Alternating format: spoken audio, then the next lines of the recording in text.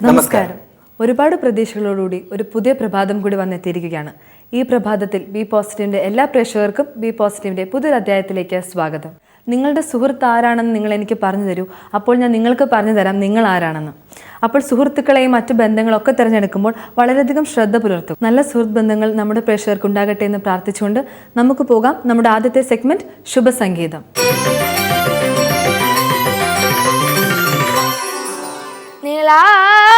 നദിയുടെ നിർമ്മല തീരം, നിരുപമ ഭാവാദ്ര തീരം.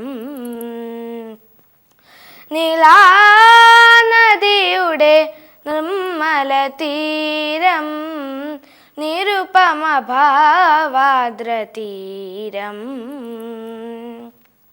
കവിയുടെ ആത്മാവും കല്ലോലങ്ങളും ചിലങ്കകളണിയുന്ന നേരം.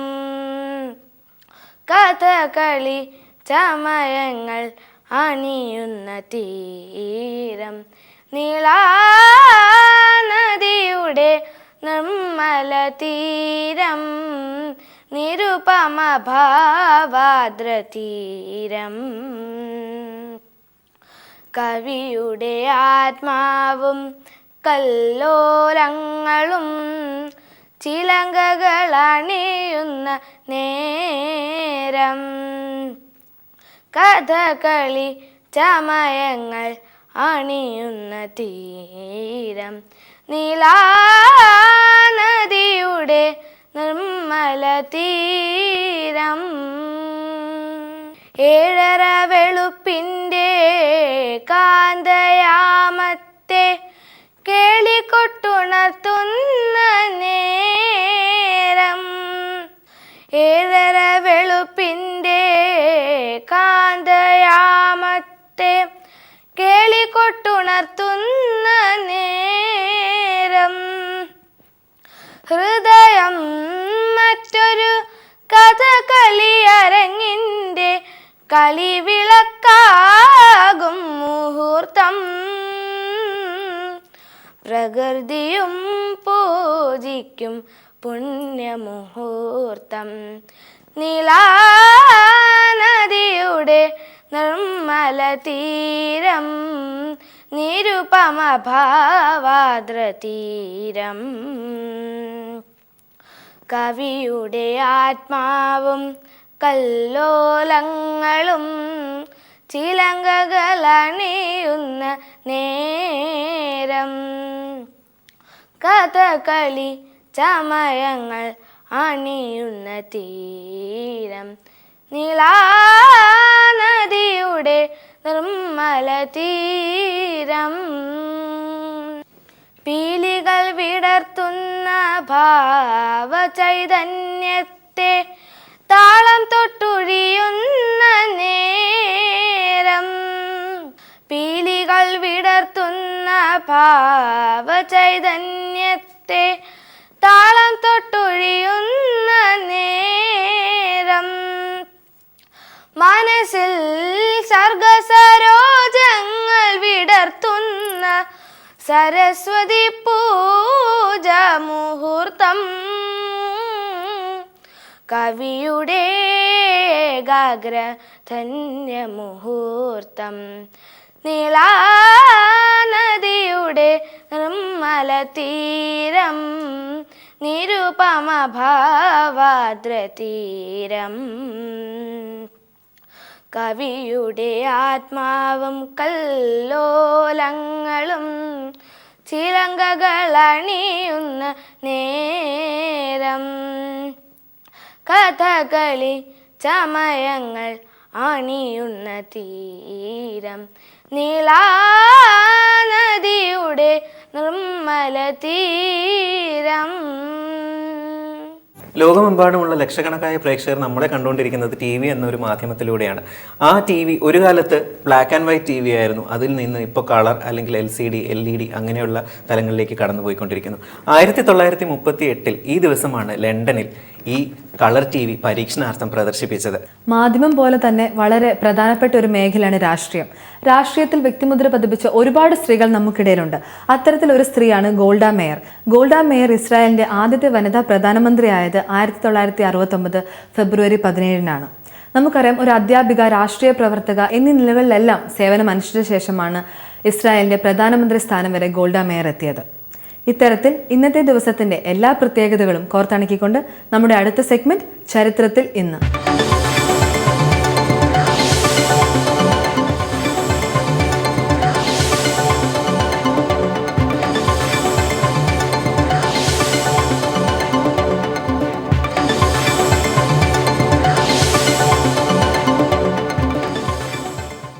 കാഴ്ചയുടെ പുതുവസന്തം നമുക്ക് മുന്നിൽ അവതരിപ്പിക്കപ്പെടുന്നത് എപ്പോഴും ചിത്രങ്ങളിലൂടെയും വർണ്ണങ്ങളിലൂടെയാണ്.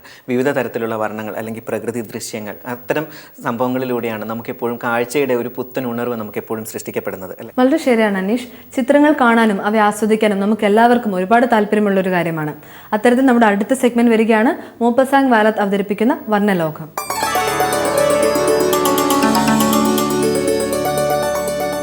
വർണ്ണലോകത്തിലേക്ക് സ്വാഗതം. ഇന്ന് നമ്മൾ ചെയ്യുന്നത് വാട്ടർ കളറാണ്. വാട്ടർ കളറിൽ ഒരു പുഴയോര ദൃശ്യമാണ് ചെയ്യുന്നത്.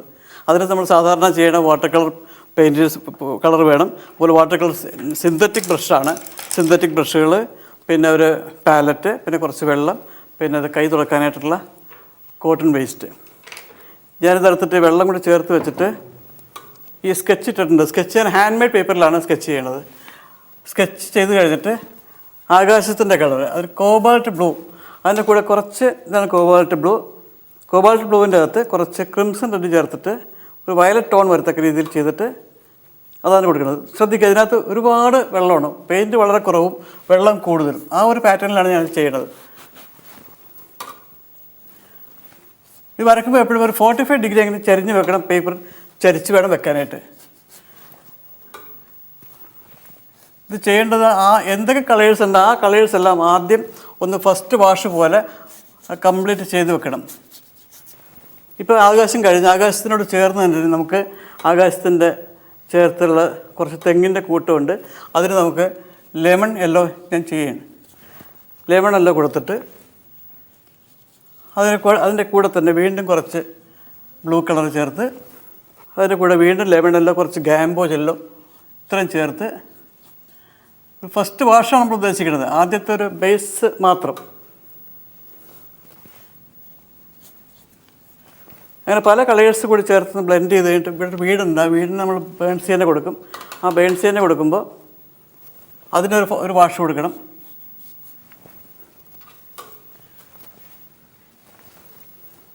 വളരെ സാവധാനം സൂക്ഷിച്ച് വേണം ചെയ്യാനായിട്ട്.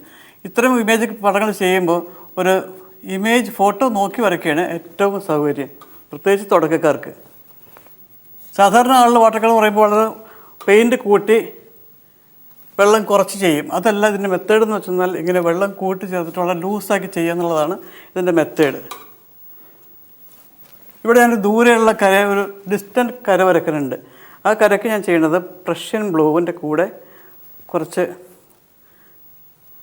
Crimson red. ആ കോമ്പിനേഷൻ വെക്കാൻ കാരണം നിങ്ങൾ ശ്രദ്ധിച്ചിട്ടുണ്ടാകും, ദൂരെയുള്ള കാഴ്ചകൾ എപ്പോഴും വളരെ നീല നിറത്തിൽ മങ്ങി നിൽക്കും. ആ ഒരു കാഴ്ച വരുത്താനായിട്ടാണ് ഞാനൊരു പ്രഷ്യൻ ബ്ലൂവിൻ്റെ കൂടെ ഒരു മഞ്ഞ് നിൽക്കുന്ന ഫീൽ, ആ ഫീൽ വരാനായിട്ടാണ് പ്രഷ്യൻ ബ്ലൂവിൻ്റെ കൂടെ ക്രിംസൺ റെഡ് ചേർത്ത് ആ ഒരു കാഴ്ച. അതുപോലെ ശ്രദ്ധിക്കുക, ഇതിൻ്റെ ഈ ദൂരെയുള്ള കരയുടെ എപ്പോഴും താഴത്തെ ലെവല് സ്ട്രെയിറ്റ് ആയിരിക്കണം, അത് വളയാൻ പാടില്ല. അതാണ് ഇത്രയും ആയി കഴിഞ്ഞിട്ട്, അപ്പോൾ ഇത്രയും ചെയ്ത് കഴിഞ്ഞിട്ട് ഇനി നമുക്ക് സെക്കൻഡ് വാഷ് കൊടുക്കുക. സെക്കൻഡ് വാഷ് കൊടുക്കുമ്പോൾ എപ്പോഴും കുറച്ചും കൂടി ഡെപ്ത്ത് ഡാർക്കായിട്ട് കളർ വരണം. അതിന് നമുക്കിവിടെ ദൂരെയുള്ള കാഴ്ചകൾ നേരത്തെ ചെയ്തിട്ടുണ്ടല്ലോ, അപ്പോൾ അതിന് വേണ്ടിയിട്ട് കുറച്ച് ലെമൺ യെല്ലോ കുറച്ച് തിക്കാക്കി വരച്ചിട്ട് അതിൻ്റെ കൂടെ തന്നെ കുറച്ച് പ്രഷ്യൻ ബ്ലൂവും കുറച്ച് കോബാൾട്ട് ബ്ലൂ കൂടി മിക്സ് ചെയ്തിട്ട് ഇതിനോട് ചേർത്ത് വെച്ച് കൊടുക്കുകയാണ്. കുറച്ച് ഗ്യാപ്പ് അതിനിടയിൽ വരണം. വീണ്ടും നോക്കുക, ഞാൻ ലെമണല്ലോ കുറച്ച് ഡെപ്ത് കൂട്ടിയിട്ട്, അതായത് കുറച്ച് പെയിൻറ്റ് കുറച്ച് കൂടുതലാണ്, വെള്ളം കുറച്ച് കുറവ്. സെക്കൻഡ് വാഷ് ആയതുകൊണ്ട് അങ്ങനത്തെ ഒരു പാറ്റേണാണ് വരേണ്ടത്.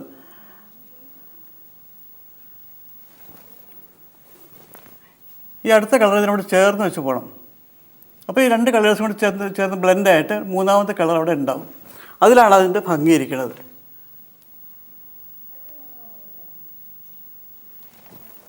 ഇത്രയും ചെയ്ത് കഴിഞ്ഞിട്ട് കുറച്ച് ബേൺഡ് സിയന്ന ഇതിൻ്റെ കൂടെ.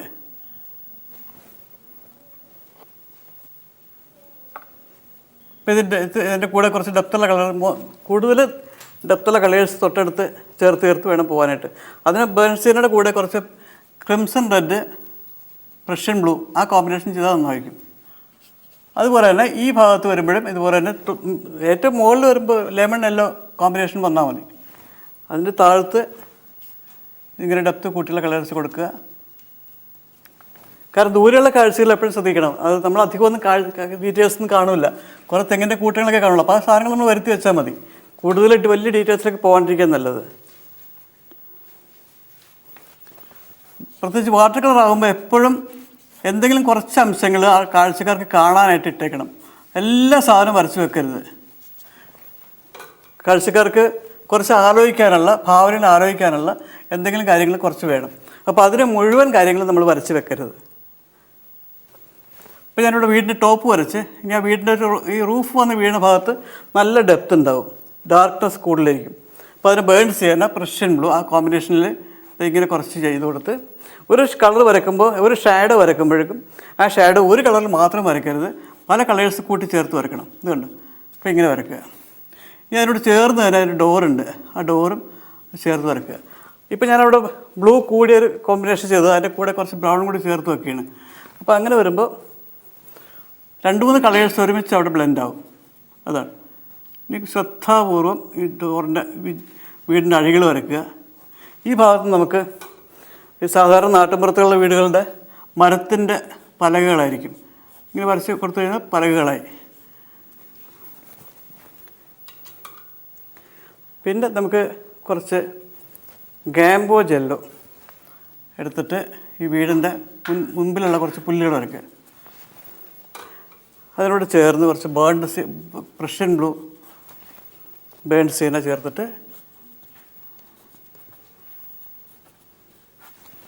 പിന്നെ ഇവിടെ ഒരു കൽക്കെട്ട് മാതിരി, അതായത് പുഴയുടെ തീരെ പോകുമ്പോൾ കരിങ്കൽക്കെട്ടുണ്ടാവും. ആ കരിങ്കൽക്കെട്ടിൻ്റെ കളേഴ്സ് അതെല്ലാം സോഫ്റ്റായിട്ട് ചെയ്താൽ മതി. കാരണം ഞാനിപ്പോൾ നമ്മൾ ഫാസ്റ്റായിട്ട് ചെയ്യണത്. ഇത് അധികം ഇത്രയും ഫാസ്റ്റല്ല, ശ്രദ്ധിച്ച് ചെയ്യണമെന്നുണ്ടെങ്കിൽ കുറച്ചുകൂടി നല്ല മിഴിവായിട്ട് ചെയ്യാൻ പറ്റും. ഇതാണ് ഇത് ഞാനിപ്പോൾ കാണിക്കുന്ന ടിപ്സ് മാത്രമാണ്. എങ്ങനെയൊക്കെയാണ് ഇത് വരക്കേണ്ടതെന്നുള്ള ടിപ്സ് മാത്രമാണ് ഞാനീ കാണിക്കുന്നത്.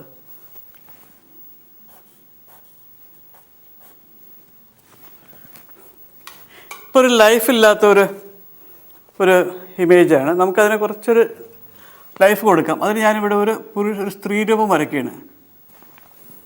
2 മനുഷ്യരൂപങ്ങൾ വരച്ചെന്നാൽ അവിടെ ഒരു പെയിൻറ്റിനൊരു ഊർജം കിട്ടും. അതിന് ഞാൻ ക്രിംസൺ റെഡ് കൊണ്ട് ആദ്യം ഒരു ടോപ്പ് കൊടുത്ത് പിന്നെ അതിന് താഴേക്ക് ഓറഞ്ച് കൊടുത്ത്, അതുപോലെ തന്നെ അടുത്ത ആൾക്ക് പ്രഷ്യൻ ബ്ലൂ ടോപ്പ് കൊടുത്തിട്ട്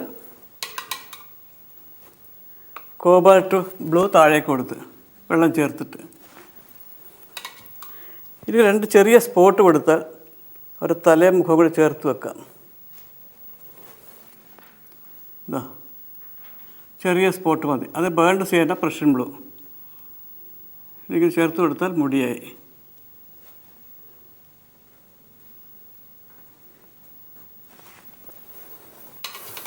ഇനി നമുക്ക് വളരെ പെട്ടെന്ന് ഇതിൻ്റെ റിഫ്ലക്ഷൻ താഴത്തേക്ക് വരയ്ക്കണം. സമയം ഉണ്ടെന്നുണ്ടെങ്കിൽ ഇവിടെ ചെറിയ കുറച്ച് ഡെപ്ത് കൂട്ടിലിട്ട് ഒരു ഇമേജ് കൊടുക്കുകയാണെന്നുണ്ടെങ്കിൽ നമ്മുടെ ഈ വീട് കുറച്ചും കൂടി ബാക്കിലേക്ക് പോകും.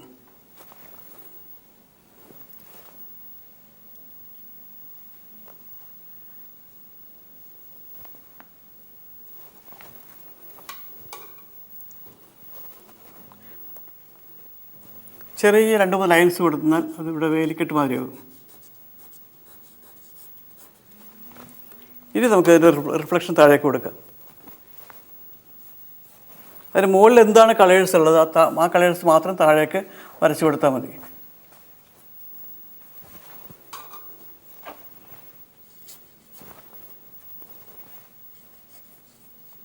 ഇവിടെ നമ്മൾ വീടിൻ്റെ ആ വൈറ്റ് ഭാഗം താഴേക്ക് കൊടുക്കണം. അപ്പോഴാണ് പെയിൻറ്റിങ് ഭംഗിയായിട്ട് വരുള്ളൂ. ഇതുണ്ട. എന്നിട്ട് നേരത്തെ ചെയ്തതുപോലെ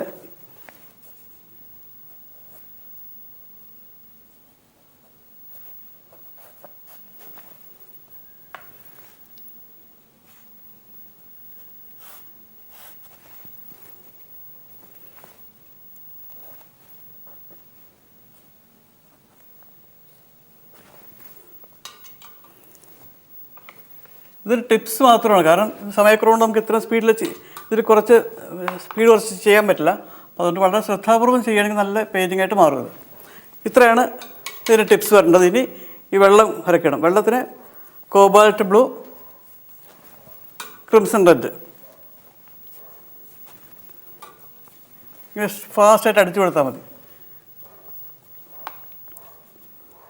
കോബാൾട്ട് ബ്ലൂ, കുറച്ച് പ്രഷൻ ബ്ലൂ, പിന്നെ കുറച്ച് ക്രിംസൺ റെഡ് ചേർത്തിട്ട് വെള്ളം ഇങ്ങനെ ക്രോസ് ഹാച്ചിങ് കൊടുത്തു കഴിഞ്ഞാൽ വെള്ളമായി. ദൂരേക്ക് പോകുമ്പോൾ വളരെ ലൈറ്റായിട്ട് വേണം കൊടുക്കാനായിട്ട് വെള്ളം. ഇതാണ് വാട്ടർ കളർ വളരെ പെട്ടെന്ന് ചെയ്യേണ്ട ഒരു മെത്തേഡ്. വാട്ടർ കളർ വാഷ് കൊണ്ട് ചെയ്യുന്ന മെത്തേഡ്. അപ്പോൾ നിങ്ങളൊന്ന് പരീക്ഷിച്ച് നോക്കുക. വർണ്ണലോകത്തിൻ്റെ അടുത്ത സെഗ്മെൻറ്റ് കേരളത്തിലെ പ്രശസ്തനായ ഒരു ആർട്ടിസ്റ്റിൻ്റെ ചിത്രങ്ങളെ പരിചയപ്പെടുത്തുന്ന ഭാഗമാണ്. ഇന്ന് പരിചയപ്പെടുത്തുന്ന ആർട്ടിസ്റ്റ് ശ്രീ GN മധു. തെളിവയും സുതാര്യവുമായ പെയിൻറ്റിങ്സ്, അതാണ് GN മധുവിൻ്റെ പെയിൻറ്റിംഗ് എന്ന് ഒറ്റ വാക്കിൽ നമുക്ക് വിശേഷിപ്പിക്കാം. പക്ഷേ അതിനൊക്കെ അപ്പുറമാണ് അദ്ദേഹത്തിൻ്റെ ഭാവതലങ്ങൾ, കളറിൻ്റെ ഒരു സിംപ്ലിസിറ്റി, ആ കളർ കൊണ്ട് ഉണ്ടാക്കുന്ന ഒരു നമുക്ക് മനസ്സിൻ്റെ കുളിർമ, ഇതെല്ലാം നമുക്ക് അനുഭവിച്ച് തന്നെ അറിയണം. തിരുവനന്തപുരം കോളേജ് ഓഫ് ഫൈൻ ആർട്സിൽ നിന്ന് അദ്ദേഹം ബിരുദമെടുത്ത് തുടർന്ന് ദീർഘനാള ഗൾഫ് നാടുകളിൽ പ്രവർത്തിച്ച് KC മാമൻ Mappila award, Cameron art award, 2012 international water colour society award തുടങ്ങിയ പുരസ്കാരങ്ങൾ GN മധുവിന് ലഭിച്ചിട്ടുണ്ട്. കേരള ലളിതകലാ അക്കാദമിയുടെ വിവിധ ക്യാമ്പുകളിൽ ശ്രീ GN മധുവിൻ്റെ സാന്നിധ്യം എപ്പോഴും ഉണ്ടാകാറുണ്ട്. ഇപ്പോൾ കോട്ടയത്തിനടുത്ത് ചിറ്റടിയിൽ താമസിക്കുന്നു. ഭാര്യ ഷിജി, മക്കൾ അഞ്ജലി, അഞ്ജന. ഇന്നത്തെ വർണ്ണലോകം ഇവിടെ പൂർത്തിയാകുന്നു. ഇനി അടുത്ത ആഴ്ച ഇതേ സമയം കാണാം. നമസ്കാരം. നമ്മളെപ്പോഴും ഒരു വീട് വയ്ക്കുമ്പോൾ നമ്മൾ ആദ്യം ശ്രദ്ധിക്കുന്നത് ഐശ്വര്യത്തിൻ്റെ കാര്യത്തിലാണ്, അല്ലേ? നമുക്ക് ആ വീട് എത്രയും മനോഹരമായിരിക്കണം, ഒപ്പം തന്നെ അതിൻ്റെ വാസ്തു ശരിയായിരിക്കണം, നല്ല ഐശ്വര്യം. പുറത്തുനിന്ന് ഒരാൾ കണ്ടു കഴിഞ്ഞാൽ അപ്പോൾ പറയണം ആ വീട് നല്ല ഐശ്വര്യമുള്ളൊരു വീടാണ് എന്ന്. അതിന് ഒരുപാട് കാര്യങ്ങൾ നമ്മൾ ശ്രദ്ധിക്കേണ്ടതായിട്ടുമുണ്ട്, അല്ലേ?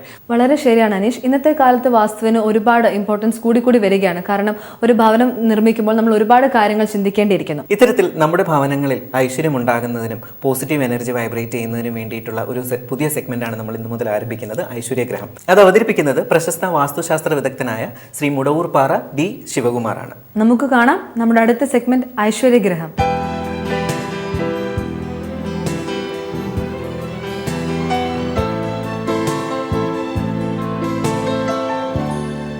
ഐശ്വര്യഗ്രഹത്തിലേക്ക് എല്ലാ മാന്യപ്രേക്ഷകർക്കും സ്വാഗതം. വിവാഹം പോലെ പരിശുദ്ധമായ ഒന്നാണ് ഗൃഹനിർമ്മാണം. സ്വന്തമായൊരു വീട് എല്ലാവരുടെയും ആഗ്രഹമാണ്. പക്ഷേ ആ വീട് എങ്ങനെയായിരിക്കണം എന്നതിനെക്കുറിച്ച് നാം പലപ്പോഴും ചിന്തിക്കാറില്ല. ആരെങ്കിലും പറയുന്ന കാര്യങ്ങളനുസരിച്ച് പ്ലാൻ വരയ്ക്കുന്നു, അതനുസരിച്ച് ഗൃഹം പണിയുന്നു. 2-3 മാസം കഴിയുമ്പോഴേക്കും എന്തെങ്കിലും ബുദ്ധിമുട്ടുകളുണ്ടാകുന്നു. പിന്നെ ആ വീട് ഒന്നുകിൽ വാടകയ്ക്ക് കൊടുക്കുന്നു, അല്ലാന്നുണ്ടെങ്കിൽ അത് വിൽക്കുവാൻ വേണ്ടുന്ന കാര്യത്തിലേക്ക് നീങ്ങുന്നു. ഇതൊക്കെയാണ് സാധാരണ കാണാറുള്ളത്. എന്താണ് ഇതിന് കാരണമെന്ന് നാം ഗൗരവപൂർവ്വം ചിന്തിക്കേണ്ടതുണ്ട്. ഒരു ഗ്രഹത്തെ സംബന്ധിച്ചിടത്തോളം വാസ്തുശാസ്ത്രം പറയുന്നത് അവിടെ പോസിറ്റീവ് എനർജി ഉണ്ടാകണം എന്നാണ്. അതുണ്ടെങ്കിൽ മാത്രമേ ആ ഗ്രഹത്തിൽ വസിക്കുന്നവർക്കും അവിടെ ഉള്ള മറ്റെല്ലാ ചരാചരങ്ങൾക്കും വേണ്ട രീതിയിൽ മുകളിലോട്ട് തീരുവാനും മുകളിലേക്ക് മുന്നേറുവാനും സാധിക്കുകയുള്ളൂ. അപ്പോൾ അതിന് വേണ്ടുന്ന കാര്യങ്ങൾ നാം ചെയ്തു കഴിഞ്ഞാൽ ഒരു ഗ്രഹത്തിൽ നമുക്ക് നിശ്ചയമായിട്ടും സുഖമായിട്ട് കഴിയുവാൻ സാധിക്കും. അതിനുവേണ്ടി ആദ്യമായി നാം ചെയ്യേണ്ടത് ഗ്രഹത്തിൻ്റെ മുന്നിലായിട്ട് ഒരു തുളസി വെച്ചു പിടിപ്പിക്കുകയാണ്. തുളസി എന്ന് പറയുമ്പോൾ അത് വളരെയധികം ഔഷധവീര്യമുള്ള ഒരു സസ്യമാണ്. അതോടൊപ്പം തന്നെ പല രോഗാണുക്കളെയും നിർവീര്യമാക്കുവാനുള്ള ശക്തി അതിനുണ്ട്. അതുകൊണ്ടാകാം ഒരുപക്ഷെ തുളസിയെക്കുറിച്ച് പറയുമ്പോൾ പറയുന്നത് തുളസി വത്സരം ചെയ്വ തദർത്ഥം വില്ലമേവജ തെച്ചി താമര സപ്താകം വില്ലപത്രം ദിനേ ദിനേ. അതായത് തുളസി എന്ന് പറയുമ്പോൾ 1 വർഷം വരെ വേണമെങ്കിൽ വെച്ചിരുന്ന് നമുക്ക് ഔഷധ കാര്യങ്ങൾക്കോ എന്തിനു വേണമെങ്കിലും എടുക്കാം. അതുപോലെ കൂവളമാണെങ്കിൽ, അതായത് വില്ലുപത്രമാണെങ്കിൽ 6 മാസം വരെ വെച്ചിരുന്ന് ഉപയോഗിക്കാം. എന്നാൽ മറ്റുള്ള പുഷ്പങ്ങളിൽ തെച്ചി, താമര ഇതെല്ലാം ഔഷധത്തിനോ മറ്റു കാര്യങ്ങൾക്കോ എടുക്കുകയാണെങ്കിൽ 1 ആഴ്ച വരെയും, പിച്ചി, ചെമ്പകം മുതലായ പുഷ്പങ്ങളൊക്കെ ആണെങ്കിൽ നമുക്ക് 1 ദിവസം മാത്രമേ അത് ഉപയോഗിക്കുവാൻ കഴിയുകയുള്ളൂ എന്ന് പറയുന്നു. ഇതിൽ നിന്ന് തന്നെ തുളസിയുടേതായ ശക്തിവിശേഷം നമുക്ക് മനസ്സിലാക്കാവുന്നതാണ്. ഈ തുളസി വയ്ക്കണമെന്നുണ്ടെങ്കിൽ ഈ വീടിൻ്റെ മുൻവശത്തായിട്ട് ഒരു തുളസിത്തറ കെട്ടി അവിടെ വയ്ക്കാം. തുളസിത്തറ കെട്ടുകയാണെങ്കിൽ നമുക്ക് അവിടെ തന്നെ ദീപവും വയ്ക്കുവാൻ കഴിയും. അതായത് വൈകുന്നേരം പിന്നെ സന്ധ്യാസമയത്ത് ഒരു ദീപം കൊളുത്തി വെച്ച് നമുക്ക് പ്രാർത്ഥിക്കാം. അപ്പോൾ ദീപം വയ്ക്കുമ്പോൾ 1-2 കാര്യം കൂടി ശ്രദ്ധിക്കുവാനുണ്ട്. ദീപം സാധാരണയായിട്ട് ഭദ്രദീപം വയ്ക്കാവുന്നതാണ്. അതല്ല എങ്കിൽ നമുക്ക് 2 തിരികളിട്ട് ദീപം വയ്ക്കാം. അപ്പോൾ ഭദ്രദീപം എങ്ങനെയാണ് കൊളുത്തുന്നതെന്ന് ചോദിക്കുമ്പോൾ അതിനും ചില ഡയറക്ഷനൊക്കെ പറയുന്നുണ്ട്. ഒന്ന് കിഴക്ക് ഭാഗത്തായിരിക്കണം അതിൻ്റെ തിരി വരേണ്ടത്, മറ്റൊന്ന് ആണെങ്കിൽ തെക്ക് ഭാഗത്ത്, പിന്നീട് പടിഞ്ഞാറ്, അത് കഴിഞ്ഞാൽ വടക്ക് ഭാഗം, പിന്നെ വടക്ക് കിഴക്ക് അതായത് ഈശാന ഭാഗം, ഇങ്ങനെ 5 തിരി ഇടണമെന്നാണ്. ഇനി 2 തിരിയാണ് ഇടുന്നുവെങ്കിൽ 1 തിരി കിഴക്കോട്ടും 1 തിരി പടിഞ്ഞാറോട്ടുമായിട്ടാണ് ഇടേണ്ടത്. അത് കത്തുന്ന സമയത്ത് അതിൽ നിന്നൊരു കാന്തിക വലയം തന്നെ ഉണ്ടാകും എന്ന് ശാസ്ത്രം പറയുന്നുണ്ട്. അപ്പോൾ ആ വരുന്ന കാന്തിക വലയം പല രോഗാണുക്കളെയും നശിപ്പിക്കുവാനുള്ള കഴിവ് ഉണ്ടാകും എന്ന് പറയുന്നു. അപ്പോൾ അത് ദീപത്തിൻ്റെ കാര്യം. അപ്പോൾ ദീപവും അതുപോലെ തന്നെ സസ്യലതാദികളും ഒക്കെ കഴിഞ്ഞാൽ അതുപോലെ തന്നെ പോസിറ്റീവ് എനർജി നമുക്ക് നൽകുവാൻ സാധിക്കുന്ന ചില ഔഷധ സസ്യങ്ങളുണ്ട്. അതായത് കൂവളം, അതുപോലെ തന്നെ കറുക, അതുപോലെ കൊന്ന, ഇതെല്ലാം നമുക്ക് വേണമെന്നുണ്ടെങ്കിൽ വീട്ടിൽ വയ്ക്കാവുന്നതാണ്. അത് നടണമെന്നുണ്ടെങ്കിൽ അത് പ്രത്യേകം ശ്രദ്ധിക്കേണ്ടതായ കാര്യങ്ങളുണ്ട്. മുൻഭാഗത്തായിട്ട് തുളസി മാത്രം, ഇരുഭാഗത്ത് ആയിരിക്കണം കൂവളവും, അതുപോലെ പിന്നിലുമായിരിക്കണം വെറ്റില, കൂവളം, നൊച്ചി, ഇത് അതുപോലെ തന്നെ വേപ്പ്, ഇതെല്ലാം വെക്കേണ്ടത്. അപ്പോൾ നമുക്ക് അതിൽ നിന്ന് കിട്ടുന്നതായ ഒരു ഔഷധ വീര്യം നമ്മുടെ രോഗാണുക്കളെയെല്ലാം ഇല്ലാതാക്കുകയും നശിപ്പിക്കുകയും ചെയ്യും. ഇത് മനസ്സിലായി കഴിഞ്ഞാൽ ഈ ഒരു ഗ്രഹത്തിൽ എപ്പോഴും പോസിറ്റീവ് എനർജി നമുക്ക് നിലനിർത്തുവാൻ സാധിക്കും. ഇനി മറ്റൊന്നാണ് സൂര്യപ്രകാശം. ഒരു ഗ്രഹത്തിലേക്ക് നമ്മൾ ചെന്ന് കയറുമ്പോൾ പല വീടുകളിലും 4 വശത്തിൽ ഒരു വശം മാത്രം നമുക്ക് പ്രവേശിക്കുവാൻ കഴിയുകയും മറ്റുള്ള സ്ഥലങ്ങളിൽ എവിടെയെങ്കിലുമൊക്കെ അങ്ങോട്ട് പോകാൻ പറ്റാത്ത രീതിയിൽ എന്തെങ്കിലും ഒരു തടസ്സം ഉണ്ടാക്കുകയും ചെയ്യും. അത് പാടില്ല. ഒരു വീടിൻ്റെ 4 വശത്തും ഒരാൾക്ക് നടന്നു പോകുവാൻ കഴിയണം. വായു 4 വശവും പ്രസരിക്കണം. എങ്കിൽ മാത്രമേ അവിടെ താമസിക്കുന്നവർക്ക് കൂടുതൽ ആയിട്ടുള്ള രോഗാദികളിൽ നിന്നെല്ലാം മാറുവാനും നല്ലൊരു സുഖകരമായ ഒരു ജീവിതം നയിക്കുവാനും സാധിക്കുകയുള്ളൂ. അതോടൊപ്പം തന്നെ ഈ സൂര്യപ്രകാശം ആദ്യമായി കടന്നു വരേണ്ടത് കിഴക്ക് ഭാഗത്താണ്. കിഴക്ക് ഭാഗത്താണ് സാധാരണയായി കടന്നു വരുന്നത്. അപ്പോൾ ആ ഭാഗത്ത് അടുക്കള കൊടുക്കുന്നതാണ് നല്ലത്. പക്ഷേ ഇന്ന് നമുക്ക് പല വീടുകളിലും അങ്ങനെ കൊടുക്കുവാൻ സാധിക്കുന്നില്ല. അപ്പോൾ അടുക്കളയുടെ സ്ഥാനം തന്നെ 3 സ്ഥാനം പറയുന്നുണ്ട്. ഒന്ന് ആണെങ്കിൽ അത് പർജന്യപഥത്തിലാണ്. പർജന്യ ഭജനാലയം, പർജന്യപഥത്തിലാണ് ഭജനാലയം കൊടുക്കേണ്ടതെന്ന് പറയുന്നു. പിന്നെ രണ്ടാമത് ശിഖിനി എന്ന് പറഞ്ഞാൽ അഗ്നികോണിൽ കൊടുക്കാം, പിന്നെ അനലെ അതായത് വായുകോണിൽ കൊടുക്കാം. ഈ 3 സ്ഥലത്തും അടുക്കള കൊടുക്കാമെന്ന് പറയുന്നുണ്ട്. എങ്കിൽ പോലും അടുക്കളയ്ക്ക് ഏറ്റവും ഉത്തമമായ സ്ഥാനം കിഴക്ക് വടക്ക് ഭാഗമാണ്. അങ്ങനെ കൊടുത്തു കഴിഞ്ഞാൽ അവിടെ നിന്ന് ആദ്യമായിട്ട് വരുന്ന സൂര്യരശ്മികളേറ്റ് അവിടെ ഉള്ളതായ രോഗാണുക്കളും എല്ലാം തന്നെ നശിപ്പിക്കും. അതുകൊണ്ട് തന്നെ നമുക്ക് കൂടുതൽ പിന്നെ പോസിറ്റീവ് എനർജി നേടുവാനായിട്ടും സാധിക്കും. അപ്പോൾ അങ്ങനെ നാം ശ്രദ്ധിക്കേണ്ടതുണ്ട്. ഇനി അത് കഴിഞ്ഞാൽ ഇനിയും ധാരാളം കാര്യങ്ങൾ ഇതിനെക്കുറിച്ച് പറയാനുണ്ട്. അത് അടുത്ത ഐശ്വര്യഗ്രഹത്തിൽ പറയുന്നതാണ്. ഞാനൊരു സംഭവം പറയാം മനീഷ്. ഒരു അധ്യാപകൻ ക്ലാസ് മുറി ചെന്നിട്ട് തൻ്റെ വിദ്യാർത്ഥികളുടെ അടുത്ത് ഒരു വെള്ള കടലാസ് ഉയർത്തിപ്പിടിച്ച് കാണിച്ചു. എന്നിട്ട് അതിലൊരു കറുത്ത കുത്തിട്ടു. എന്നിട്ട് അവരോട് പറഞ്ഞു, നിങ്ങൾ എന്താണ് കാണുന്നത് എന്നൊരു പേപ്പറിൽ എഴുതുക എന്ന്. അപ്പോൾ എല്ലാവരും എഴുതിയത് ഞങ്ങളൊരു കറുത്ത കുത്ത് കാണുന്നു എന്ന് മാത്രമാണ് എഴുതിയത്. അപ്പോൾ അധ്യാപകൻ അവർക്ക് പറഞ്ഞു കൊടുക്കുകയാണ്, ഇത് തന്നെയാണ് നമ്മുടെ പ്രശ്നവും. നമ്മൾ ആരും ആ വെള്ള പ്രതലം കാണുന്നില്ല. നമുക്ക് എത്രയൊക്കെ അനുഗ്രഹങ്ങൾ കിട്ടിയോ അത് ആരും കാണുന്നില്ല. എപ്പോഴാണ് നമുക്കൊരു പ്രശ്നം വന്നത് അതിനെ മാത്രം നമ്മൾ എപ്പോഴും അതിൽ വേദനിക്കുകയും അതിൽ ദുഃഖിക്കുകയോ ഒക്കെ ചെയ്തുകൊണ്ടിരിക്കുന്നു. നമുക്ക് കിട്ടിയ നന്മകൾ ഓർത്ത് നമ്മൾ ഒരിക്കലും നന്ദി പറയുകയോ അല്ലെങ്കിൽ അതിൽ സന്തോഷിക്കുകയോ ചെയ്യുന്നില്ല. ശരിയാണ്. നമുക്കെപ്പോഴും നമുക്ക് മുന്നിലുള്ള അടഞ്ഞ വാതിലിന് മുന്നിൽ നിന്ന് വിലപിക്കാനാണ് നമ്മളെപ്പോഴും ശ്രദ്ധിക്കുന്നത്. നമുക്ക് പിന്നിൽ തുറന്നിരിക്കുന്ന 1000 വാതിലുകൾ നമ്മൾ ഒരിക്കലും കാണാറില്ല, അല്ലെങ്കിൽ നമ്മളത് ശ്രദ്ധിക്കാറില്ല. നമ്മുടെ വിഷമങ്ങളെല്ലാം മാറ്റിവെച്ച് ജീവിതത്തെ എപ്പോഴും പോസിറ്റീവ് കാണുക. ഇത്തരത്തിൽ ഞങ്ങളുടെ പ്രേക്ഷകർക്ക് പോസിറ്റീവ് എനർജി നൽകുക എന്നുള്ളതാണ് ഞങ്ങളുടെ ദൗത്യം. നിങ്ങളുടെ അഭിപ്രായങ്ങളും നിർദ്ദേശങ്ങളും ഞങ്ങൾക്ക് എഴുതി അറിയിക്കുക.